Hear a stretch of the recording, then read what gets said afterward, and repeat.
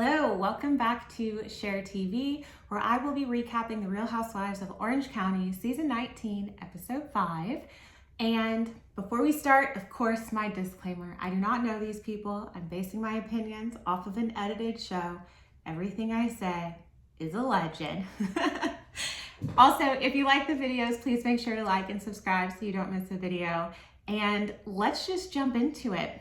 So we start out at Gina's housewarming party, and alas, Gina is hosting a party. It has been a minute since Gina's hosted a party. I don't know if they heard us saying that she never hosts anything, but now she's not only hosting her housewarming party, she's also going to be hosting the trip to New Orleans that we get to later in the episode. So we start out with Gina's housewarming party.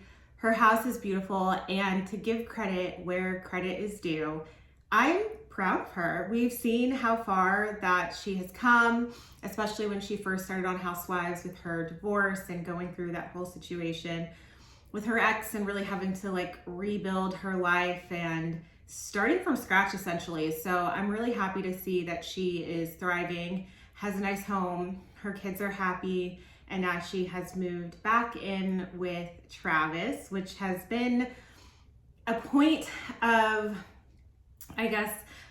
maybe not a point, but a moment where last season she had moved out from living with Travis just because of the whole situation with his ex-wife and it becoming a bad and unhealthy situation for her kids. Now that they've moved back in, they are starting to have those same issues with his ex-wife. I'm not really sure. I would kind of like to explore that storyline just a little bit more, just to figure out why the ex-wife is so working tirelessly to make their life miserable, because I believe that Travis has been divorced for a little while now. So if Gina and her ex can successfully co-parent, it should happen on the other side too. But we'll dive into that a little bit later. So Tamara shows up to the event. Well, before Tamara gets to the event, they're talking about how Tamara was sharing Jen's fatty photos. And I put that in quotes because the photo of Jen, she's not fat. She's never been fat. And the thing is, even if she was, you going around and showing this photo, you can clearly tell that she has on a peplum top, and I think the air or something kind of blew it out a little bit more than it would have been. But you can tell it's not a fatty photo because if you look at her legs and everything else, she's a completely normal size human. Regardless, whether it was a fatty photo or not, it should not have been shared in the way that it was shared. Now Tamara's trying to say that Jen is single white femaling her, and I really believe this is jealousy and projection. And so once Tamara gets to the event, clearly everybody has been talking about this. When she arrives, it is crickets, y'all. It is so awkward. Everybody's just looking around. Clearly this was just a housewarming party for the cast because no one else is actually there. So it also condenses the amount of people that are standing around and socializing. So they all sit on the couch. Tamara's looking around. It's awkward. So half of them are outside at this point. Half of them are inside. And Heather is trying to justify why Tamara showed this photo. Or not necessarily justifying why she showed the photo, but saying that Jen could easily be trying to be like Tamara and she can see both sides of it. And I'm glad that Jen was kind of on Heather's neck with this, because you don't see both sides of this. You either agree that Jen is trying to be Tamara or you don't. And we all clearly agree that Jen does not want to be Tamara Judge. So, but I don't know what Tamara has on Heather this season that she doesn't want to get out, because her loyalty towards Tamara is getting a little bit strange, especially with the history that Tamara has with every woman on this cast. For her to be going so hard and not even sticking up for Jen in this situation. And when Jen asked if she showed this photo in a nice way, Heather agreed, it was not in a nice way. Heather also said, well, I said that the photo was cute. Thank you, production, for doing the flashback. That Heather did not say that Jen looked cute. She said, oh, like she's changed a lot or something to that effect. Don't quote me on that. Something to the effect that, yeah, Jen's changed a lot, insinuating that like it must be because she wants to be like Tamra.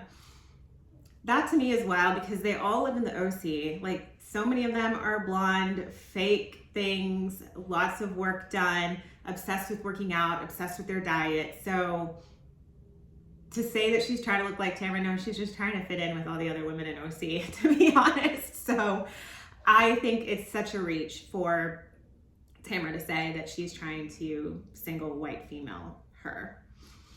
Also, one thing that I would randomly like to call out, I don't know if as the season goes on, we'll see Eddie, but strangely this season, we haven't seen Eddie, I don't believe, at all. And Tamra seems to be completely fine with him not coming to events. She didn't really give too much pushback with him not going to Heather's birthday party. She brought Joe. So I'm kind of wondering why we're not getting any scenes with Eddie this season, but we are getting scenes with Tamra's daughter. So I don't know if that will be explained or if Eddie decided he didn't want to participate based on last season with the drama with Ryan. We'll see how that plays out. It's just something that I happened to notice. But pause, at the housewarming party, we go back inside. Gina's about to cue up the fact that she is going to take them on a trip to New Orleans. Emily, why are we flashing the ladies at a housewarming luncheon, essentially? It's getting cringy. I feel like she's trying really hard. Nobody wanted to see that. It was a little bit out of place. It was random and kind of classless. So I was like, this is, and the cringy behavior will continue. So I don't know. I don't know what her point is with that. But Gina announces that she's taking the girls on a trip to New Orleans. Finally, Gina is hosting a cast trip. Hosting, I guess we can probably use pretty loosely, but she is gathering them to go on this trip to New Orleans. At the same time, Gina is telling the girls that they're going to New Orleans. Tamra gets super emotional because the last time she was in New Orleans, she was with Teddy. We all know what's going on with Teddy. She has multiple brain tumors, and I believe that Tamra had a couple in her lungs. We wish her the best. We hope that she recovers. Moving to Tamra and her antics. I felt like this was a moment for that Tamra took the opportunity to try and gain sympathy from the other ladies, because she like walks in the house. It kind of looks like she's trying to cry. I don't know if she actually formulated tears or not, but then everybody immediately runs in the house and they're like, Tamra never gets emotional. So seeing her like this is just shocking. And I was like, do we watch the same thing? Because Tamra's emotional all the time, whether she's screaming, fighting, crying, yelling, right? So that was just kind of like, okay, so now we're all catering to Tamra and the whole woe is me. And I do believe she used this situation to garner sympathy from everyone, because everyone in that room was at that point has an issue with Tamra, I guess, besides Heather. So I thought that she was trying to use that to her advantage. It didn't work on me. Apparently it worked on some of the other ladies. They felt bad for her. We do wish Teddy the best. However, I also think we know Tamra Judge, and we know that she is using this as a situation to get sympathy here. So we do a little montage. Katie has redeeming qualities, and I know I've said this before, not a Katie fan. That's known. However, I like to give credit where credit's due. Like I said, I don't know these people, so I don't personally have anything against Katie, but she does have redeeming qualities. And one of those redeeming qualities is being able to see her with her kids and her family and her husband. I actually would like to see a lot more of that from all the ladies, but specifically her, just because every time we are panning to Katie at some drama, or she's talking to a blogger or leaking stories or doing something of the sort. So seeing her at home with her family and her kids, and now that her kids are starting to move back in with her, it's just really sweet to see. And I think that's one thing that I appreciate about Katie's storyline is she's into the drama, but her family life seems really genuine. And so I appreciate that. Emily again talks about her son potentially being on the spectrum. And I say potentially because I don't know if at this point he's been diagnosed yet, but on the spectrum, I feel for her. Not going to speak anymore about that. I hope that her story is helping others that are in that same situation. Just for me, for some reason, I know it's a real storyline for her. It just seems like she's playing it up for the cameras, and you can tell because the conversations that she's having with Shane seems like she's trying to create a narrative and certain things that she's wanting him to respond to. So it doesn't feel as natural. And I don't know if it's because the situation's uncomfortable for her, but you can tell it comes across as uncomfortable on the screen. Her confessional look this episode was not the best. Emily's a beautiful woman, but anytime she slicks her hair back, I'm like, please don't do that anymore. So that was not her best confessional look. Random personal opinion. But then we skip over to Jim and Ryan at the gym. And Jen is talking about how she doesn't feel wedding ready. I want to shake her. I literally want to shake her because I'm like, she looks amazing. Her body is goals. Like, she's putting in the work. She looks great, essentially. So, and then they stop the workout. They're done. They're chatting about Jen's ex-husband and how he was supposed to pay a lump sum, which I believe was $200,000 from the sale of their home. And then he was supposed to be paying, I think, about $6,000 in child support per month. And he hasn't been doing either and didn't give her the money for the sale of the home. So that's a little strange because he should have at least, if he's not paying child support, not that that's okay, but if he's not paying child support, he should have at least already given her the money for the sale of their home because that came in a lump sum. It's not recurring. So that's a little strange. Ryan says that he wants to have a conversation with Will, the ex-husband, and I can see where Jen is a little bit hesitant, and I can also see Ryan's point of view as well. I normally don't like to talk about my personal life, but I am a step parent, so I can see both sides of this. So in this instance, I am talking from experience. With Ryan, I'm sure it's frustrating because he's picking up that slack and he is supporting not only Jen, but he's also supporting the children that are living in the home. So I can see why he's frustrated with the ex-husband. It just gets tricky on what are the best ways to approach that situation. You're also putting this now on TV where the kids have access to see what's going on. So it gets to be a tricky situation. However, us as viewers on a personal petty level, we want to know more, but this is clearly a real life situation for them. And Jen seems to be very hesitant and scared anytime that she is talking about her ex-husband. You can tell that she is very careful with the words that she uses and how it's going to be portrayed. And I kind of feel bad because you can tell that she's a little bit scared. But I can see where Ryan's kind of like, dude, you need to man up and do what you are supposed to do for the kids.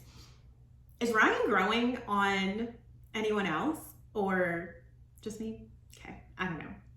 I think maybe because we had such a bad impression of him from the beginning, we still don't know what he does or how he makes money. However, he's growing on me a little bit. But if he's not growing on y'all, I can still see that too. So Gina and Shannon are hanging out at Shannon's house. Their whole interaction gives me mother-daughter interaction. It literally looks like Shannon is hanging out with her kids. I'm not mad at it. I just think it's cute and it's funny. Gina starts talking about how they haven't seen one of Travis's sons in, I believe, 3 weeks. And his ex-wife is also not taking him to school. How this hasn't become a bigger issue, and maybe it has, but they're not saying it on the show, is beyond me because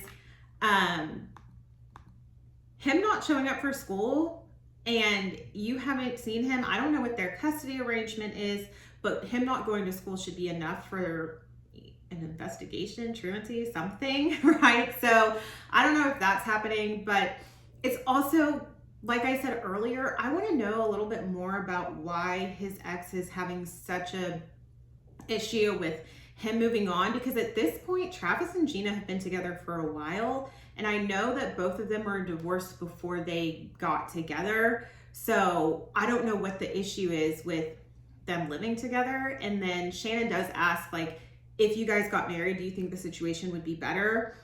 And Gina is very hesitant to even consider marriage because she doesn't want to live the rest of her life like this. And I can completely understand, because all of their kids are not little, but they're young. So it's going to be a while before it either, like, the kids move out of the house and that situation. However, you deal with that other parent literally for the rest of those kids' lives.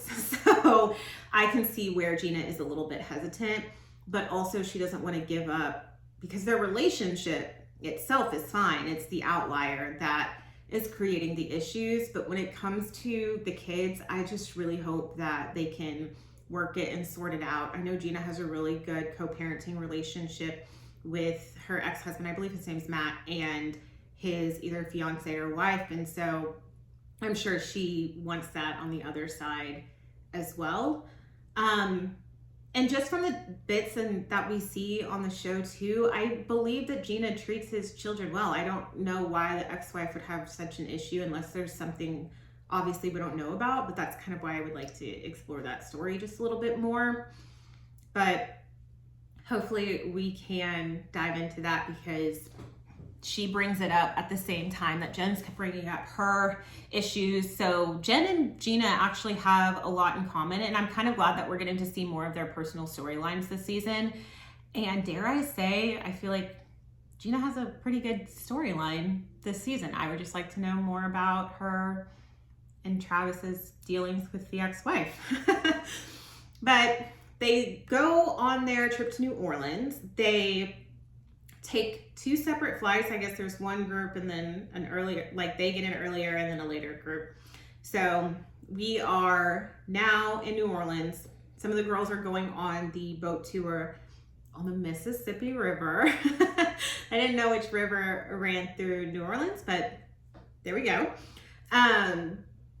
Side note, Emily, same with like how she's kind of acting a little bit erratic with her jokes and flashing people and trying to be like risque and funny.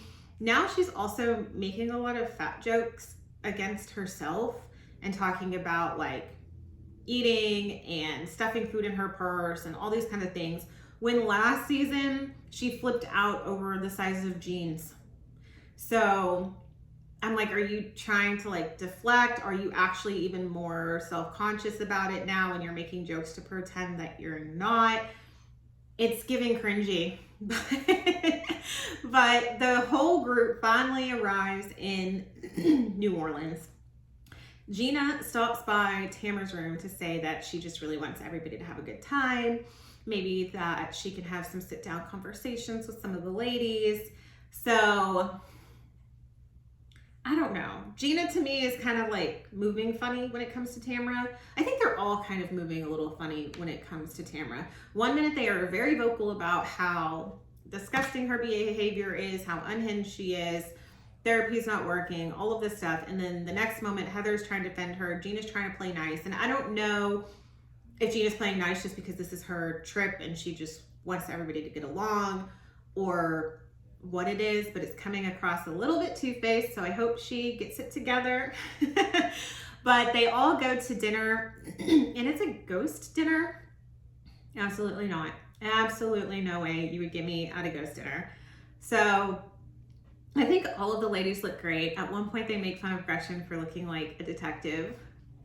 I really liked her outfit though. I thought she looked so chic, a little first lady vibes. I low-key loved it. So I'm gonna stand on that actually. I really liked her outfit. I think they all looked great though. At the dinner, they bring up, I think Jen, I don't know how it got brought up, but Jen was talking about how Ryan and Will have never spoken until that day. convenient that it was a filming day, but that they had never spoken until that day. And Ryan basically confronted Will saying, hey, you need to get it together. You need to, you know, kind of follow through on your commitments. And now Jen is scared that she's going to have to deal with the fallout of that conversation while also defending Ryan. And this is where I say, like, Jen gets very scared when she's talking about her ex-husband. She's very cautious. She thinks that he's going to block her again and not let the kids text her. Like, it's very tumultuous and toxic. And in both Gina's situation and Jen's situation, the divorces have been done. I don't understand why these people aren't just, not moving on. It's been a while. They all have kids that they're trying to raise. Like, what are we doing? So Jen brings that up, and then that leads Gina to bring up Travis's ex-wife again. So she has been contacting Gina's son, which I don't even know how Gina's calm about that. I would be losing my mind. So it pans to her on the phone call with Travis, asking, like, where's her son? Like, why is this woman texting her? It's giving crazy to the point where if you're going to text her child, that has nothing to do with the situation between Travis and Gina and y'all's kids or whatever, that can be a pretty scary situation, because it sounds like this woman is unhinged and it can be borderline dangerous. And I think at one point, if my memory is giving me what I need, I think they had a restraining order against his ex-wife at one point. So that could be a pretty scary situation as well. So both Jen and Gina, like I said, have a lot in common, unfortunately. And I hope these situations get resolved solely for the sake of these kids, because they're going to see this. They're going to watch what each parent is doing, not doing. So I really hope they can get it together. Let's go back to the Emily is cringe. So she's already trying to make fat jokes against herself. She's flashing people thinking it's cute and funny. Now she's giving us reenactments of different positions, and that's all I'll say. And then also she's saying, like, how she likes to do certain activities, and she likes to do them in a way so she can watch TV while it's happening. And she doesn't mention just any TV show. She's like, I want to watch my 600-pound life. Again, I don't know if she's trying to be relatable or wants to be the funny girl or have like a catchphrase type moment, but it's kind of backfiring because it's giving so cringy. I just like can't even watch the screen, and I'm just like this, like the entire time, like, what are you doing? And then the poor waiter Joe is watching her reenact positions on the ground at a restaurant, and we're just getting a little too much from Emily right now. And if she wants to take a step back and focus on her storyline with her kid, I don't agree with that, but I would rather see that than her trying way too hard to be funny. It's not working out for her, and her personality also is not like the funniest girl in the room. And I don't know if it's giving she wants to be the fat funny friend, but then like if you say she's the fat funny friend, and Emily's not fat, that's not what I'm saying. I'm just saying, like, she's giving herself that own stereotype, but then if you want to say something about it, then she gets very mad. So I'm confused at what her, like, how she wants to come across, I guess, to everyone. But this ain't it, Emily. Please stop. I don't need to see any more of your body parts. I don't need to see you stuffing food in your purse. I don't need to see you trying to be funny on the ground. I don't need to know about you and Shane and watching my 600-pound life in the meantime. So we can quit all of that. But that's how the episode ends. Like I said, justice for Joe. Bless his heart. I really hope they tipped him well. But on the next episode, we see Tamara allegedly quit. So we know she clearly doesn't quit. She comes back. It's all for dramatic effect. We're used to Tamara running away from a dinner table in like full on sprint mode. So I really hope they're on her neck for that. I can't wait. But I hope that you liked this recap. If you did, please like it and subscribe so you don't miss a video. And we will be back next Friday to see Tamara quit. All right. Bye.